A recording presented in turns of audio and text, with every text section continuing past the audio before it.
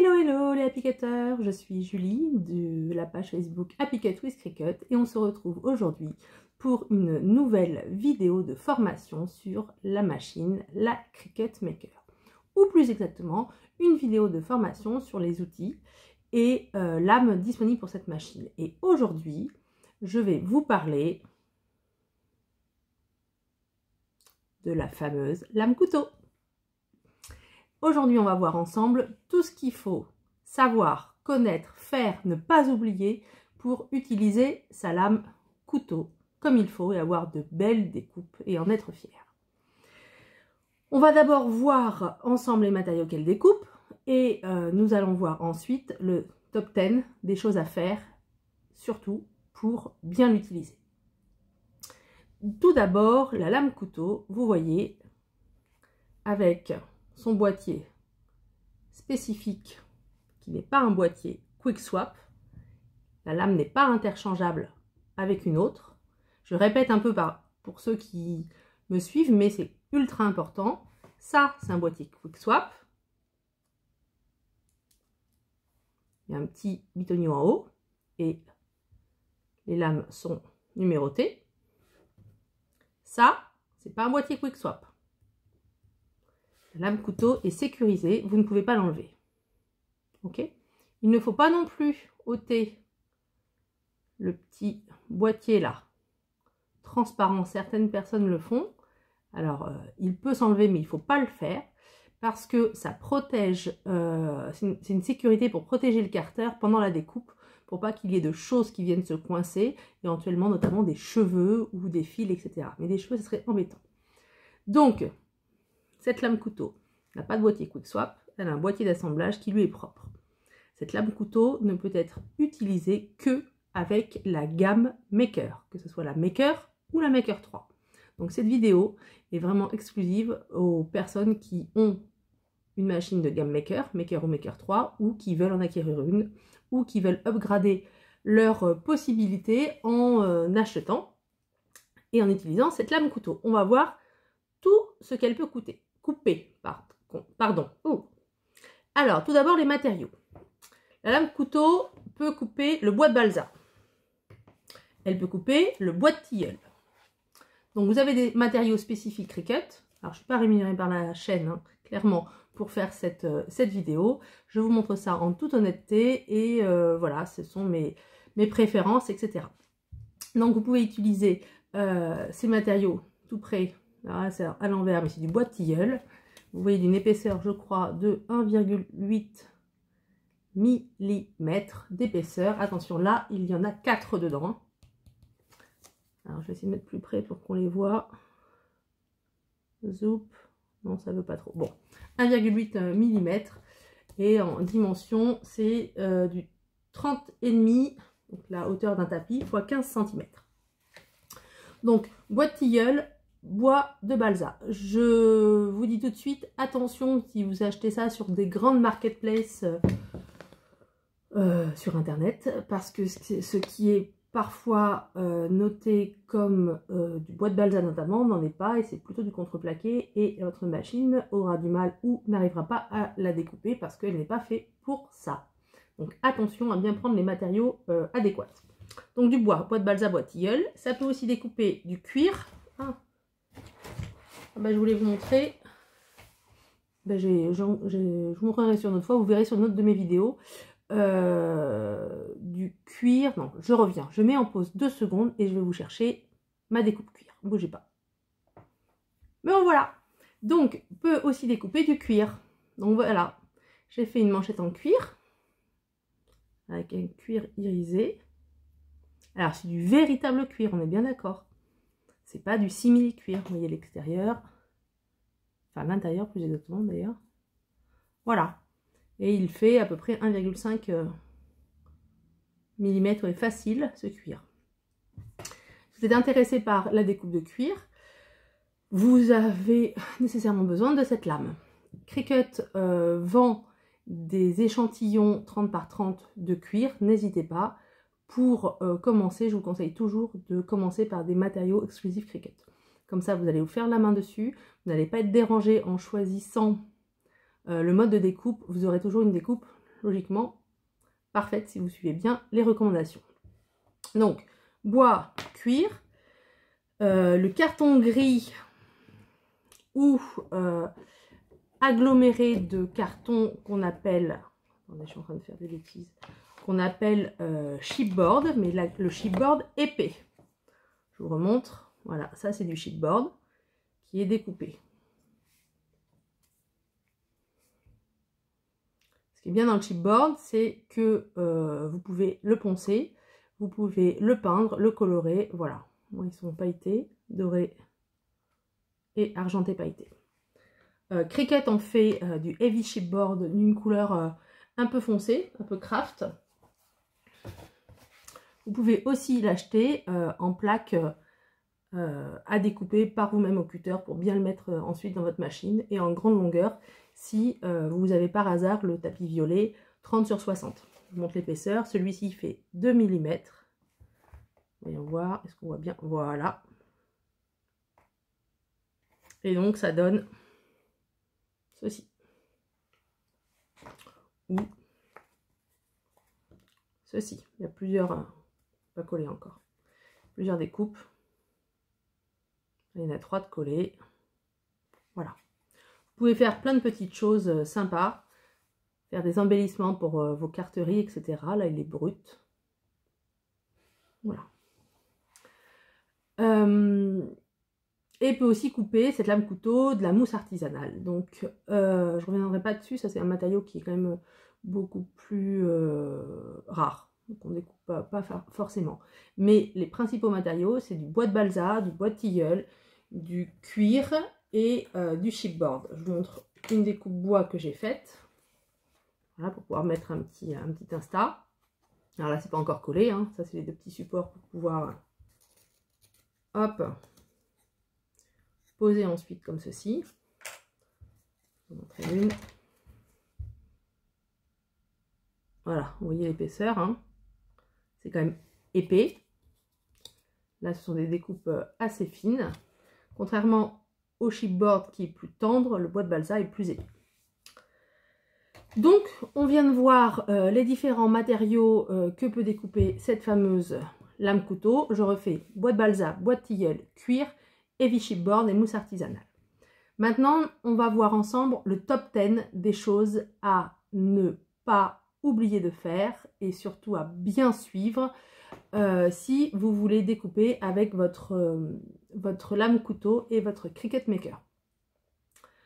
Vous pouvez, je vous conseille, prendre un petit papier, un crayon et éventuellement noter les grandes lignes.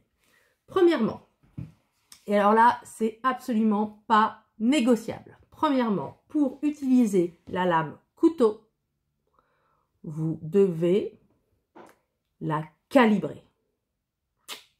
Première chose à faire. C'est pas la peine d'essayer d'utiliser votre lame couteau si vous ne l'avez pas calibrée. Donc, il faut calibrer sa lame couteau. Pour ceci, vous allez dans votre Design Space, tout en haut à gauche, les trois petits traits sous votre photo de profil ou votre nom. Vous descendez, calibration. Et donc, vous suivez les étapes de calibration ou calibrage de votre lame couteau. Première chose, calibrer. Deuxième chose à savoir, et elle en comporte plusieurs, la lame couteau n'est utilisable que sur ordinateur, que ce soit PC ou Mac, mais en tout cas que sur ordinateur. Si vous comptez l'essayer avec un support comme une tablette ou un smartphone, ce n'est actuellement pas disponible, pas compatible. C'est une histoire de sécurité de réseau, etc. Vous ne pouvez l'utiliser que sur ordinateur. C'est la deuxième chose. Troisième chose, une fois que vous êtes sur ordinateur, que vous avez calibré votre lame, vous devez désactiver le mode veille de votre ordinateur. 3. On désactive son mode veille. 4. On ferme toutes les autres fenêtres. On ne laisse que la fenêtre du Cricut Design Space ouverte. On ferme tout le reste. C'est simple jusque-là. ordinateur, on enlève le mode veille et on vire tout le reste. Ensuite, une fois qu'on a préparé son ordinateur, on va venir préparer sa machine. Et là, une chose très importante à faire, une des primordiales, vous allez devoir décaler sur la droite les roulettes blanches qui permettent de bien maintenir votre matériau en place. Là, vous les décalez complètement sur la droite, c'est simple. Vous les faites glisser le long de la barre d'entraînement et vous allez les décaler toutes les 4 sur la droite, à côté de la roue d'entraînement. Il faut bien faire cette étape, sinon vous risquez, d'avoir des marques, si c'est pas trop épais, d'avoir des marques sur votre matériau, mais surtout pire, vous risquez d'endommager votre machine parce que le projet va venir buter contre les roulettes et va tout décaler, voire tout dézinguer. Donc, on prépare sa machine, on décale les roulettes blanches sur la droite. Et vous allez voir, vous allez comprendre qu'il y a un autre principe, c'est que ensuite, on vient préparer son support. On prépare son support. Donc, on est à 1, 2, 3, 4, 5, 6. Maintenant, on prépare son support et on prépare d'abord avec du masking tape. C'est-à-dire qu'on va venir installer son support, donc du bois tilleul, du cuir, ce qu'on veut, qui est découpable avec la lame couteau. On vient l'installer sur un tapis violet, c'est une étape de plus. Donc le tapis violet, c'est celui-ci, le violet, le Strong Grip violet. Je sais qu'il y a plein d'autres marques qui vendent des tapis, je ne sais pas du tout ce que ça vaut. Moi, le violet, ce qui est sûr, c'est que je fais confiance à l'adhérence particulièrement forte de ce tapis violet de chez Cricut. Donc, on prend son tapis violet, on vient installer son projet et avec du masking tape ou du scotch de peintre, on vient sécuriser son matériau des 4 côtés. On met bien son matériau dans le haut du tapis à gauche, d'accord? Et on vient bien sécuriser. Alors la gauche pour vous, si vous regardez, c'est ici, voilà, en haut à gauche. Et on vient bien mettre du masking tape tout autour. Ça, c'est ultra important. Ultra important. Tapis violet, masking tape. La maker va couper avec une pression tellement importante que l'adhérence du tapis, même si c'est un tapis strong, peut parfois être un petit peu limite et il faut vraiment sécuriser sa découpe en mettant le masking tape. Nous allons maintenant passer à une autre grande étape, nous allons vérifier notre projet. Notre projet, quand on utilise la lame couteau, ne doit pas être un projet de découpe complexe. Je m'explique. La découpe complexe et trop fine n'est pas adaptée à cette lame-là. Il est d'ailleurs recommandé par Cricut d'avoir des découpes intérieures qui ne doivent pas être plus petites que 2 cm. Donc votre découpe intérieure doit être plus grande que 2 cm. Sinon vous risquez d'endommager votre lame. Les découpes, l'épaisseur des découpes en elles-mêmes, enfin l'épaisseur, la largeur, pardon, des découpes en elles-mêmes doit, selon les recommandations Cricut, être du diamètre d'un crayon. C'est un peu bizarre, le diamètre d'un crayon, par exemple, prenons celui-là. Bon, en gros, ça doit être supérieur à 1,5 cm à peu près. Ça, c'est vraiment très important si vous ne voulez pas endommager votre lame, voire la casser. Je rajouterai une chose importante là, une des primordiales quand vous en êtes à vérifier votre projet, c'est que, donc c'est vraiment la dernière vérification, la vérification ultime avant de le mettre dans la machine. On a pris le bon tapis, on a pris le masking tape, on a mis les roulettes sur le côté, on a vérifié son ordinateur, on vérifie notre projet sur notre écran d'ordinateur avant de lancer. Et donc, vous vous rendez bien compte que si tout à l'heure vous avez mis les roulettes sur le côté, il faut une marge de sécurité. Et donc, une découpe à la lame couteau ne doit pas excéder en largeur 11 pouces, soit à quelque chose près 28 cm. Un tout petit peu moins de 28 cm.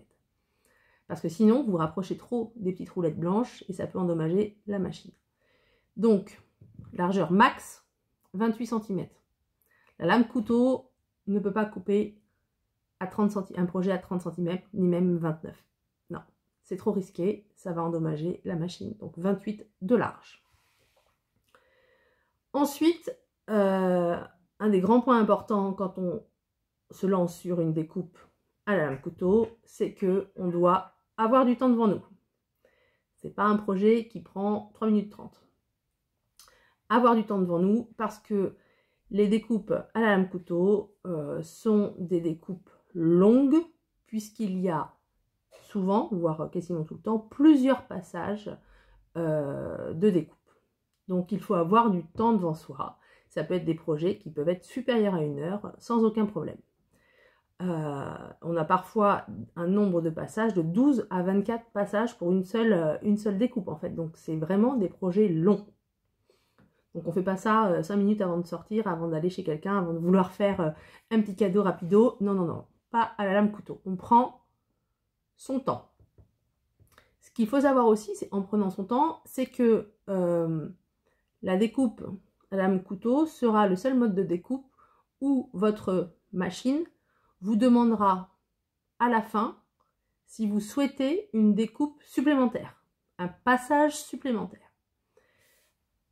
Et là, c'est très important. Là, il faut vraiment venir tester, voire décoller un petit peu votre matériau pour voir si la découpe a été parfaite. Parce que si ce n'est pas le cas, eh bien, vous pouvez relancer la machine et ça va refaire une découpe supplémentaire. Donc ça, c'est vraiment très important. Bien sûr, bien sûr, bien sûr, on ne décharge pas le tapis avant que la découpe ne soit complète. Parce qu'on ne pourra pas le recharger pour le remettre à découper. On n'aura jamais une découpe exactement au même endroit, au millimètre près. Donc si on veut lancer une découpe supplémentaire, un passage supplémentaire, on relance la machine mais on ne sort pas le tapis. On ne se trompe pas de bouton. Sinon, la découpe ne sera pas parfaite, ne sera pas idéale. Ok ? Voilà. Je crois que j'ai tout dit au sujet de cette lame couteau, je pense que je n'ai rien oublié. Petite précision supplémentaire, une découpe à la lame couteau, ce n'est pas forcément, comment dire, une découpe de débutant avec la cricket. Il faut, pour s'y mettre, je pense qu'il faut déjà avoir un petit peu maîtrisé sa bête, sa machine, le logiciel, sa machine, l'installation des matériaux, savoir un petit peu, sans être expert, ne pas être complètement le plus grand débutant en cricket. Voilà. Si on veut se dégoûter de ces projets parce qu'on n'y arrive pas, on commence par la lame couteau. Non, on commence par des projets simples et ensuite on upgrade ou on évolue vers des découpes à la lame couteau. Voilà, on commence par des projets simples, fins, et ensuite quand on commence à un peu les maîtriser ou qu'on se sent mieux, plus à l'aise, on passe à la lame couteau. Ok ? Mais c'est une de mes lames préférées. Voilà. Alors, je reprends avec vous le top 10. 1. Calibrer. Non négociable. On doit calibrer sa lame. Dans le petit menu sandwich en haut à gauche du Design Space. 2. Uniquement sur ordinateur, PC ou Mac. Pas compatible sur smartphone ou tablette. 3. On désactive le mode veille de son ordinateur. Absolument. 4. Dans une fenêtre dédiée, c'est-à-dire qu'on a sur son bureau d'ordinateur uniquement le logiciel Design Space d'ouvert et on a fermé tout le reste de nos fenêtres. 4. On prépare sa machine. Je dis 4, mais je suis... 5 donc. On prépare sa machine. On décale les roulettes blanches sur le côté droit. Je sais où j'en suis. 6. On utilise du masking tape pour bien sécuriser son matériau à découper sur le tapis violet, Strong Grip. Ça, c'est le 7. On utilise la lame couteau qu'avec le tapis violet. 8. On vérifie son projet. On vérifie qu'on n'a pas des découpes trop fines ou des intérieurs de découpe trop petits, trop étroits. Alors les intérieurs, c'est 2 cm recommandés, je vous ai dit, par la marque. Et les découpes, la largeur d'un stylo. Donc vous voyez ça, mais en tout cas, on vérifie ça, son projet, et le projet ne doit pas excéder 28 cm de large. J'en suis à 8. Avoir du temps devant soi. Non, ça fait pas 8, ça fait 9 ça. Eh, j'ai du mal, hein. Ça fait 9. Avoir du temps devant soi, parce que ce sont des projets longs, beaucoup plus longs, parce qu'il y a beaucoup plus de passages. Et 10. 10, 10, 10, on prend son temps. S'il faut une découpe supplémentaire, on relance une découpe supplémentaire, un autre passage. Et surtout, on ne décharge pas son tapis. Voilà, maintenant que vous savez absolument tout sur la lame couteau, j'espère que vous allez nous faire des beaux projets, des belles découpes. Et mon grand conseil, commencez simple. Une forme simple. Ça, c'est une forme simple. Ça, c'est pas une forme simple. On commence par des formes simples. Voilà, pour se mettre dans le bain, pour apprivoiser son nouvel outil et les nouveaux matériaux. Autre conseil, commencez préférentiellement par des matériaux Cricut, comme ça au moins vous n'aurez pas à vous demander quel mode de découpe choisir, tilleul, balsa, cuir épais, cuir moyen, enfin bref. Prenez au moins pour la première découpe des matériaux Cricut, ça sera beaucoup plus simple pour vous. Voilà, j'espère que cette vidéo vous aura plu, j'espère que cette vidéo vous permettra de vous en sentir mieux dans le maniement de votre machine, du logiciel, de vos outils et de faire de jolis projets, ou en tout cas d'envisager d'utiliser cette lame couteau. N'hésitez pas à me mettre des commentaires dans la barre de commentaires, des commentaires en dessous. Vous avez tous mes liens et supports où on peut se retrouver sur la page Facebook, sur le groupe, sur Instagram et des vidéos de formation dans un petit lien en dessous. N'hésitez pas, rentrez dans le monde Happycut, vous verrez, c'est très sympa. Il y a une bonne ambiance et tout et tout. Voilà, voilà, c'était Happycut et je vous souhaite une bonne fin de journée. Salut, salut les Happycutters, à bientôt.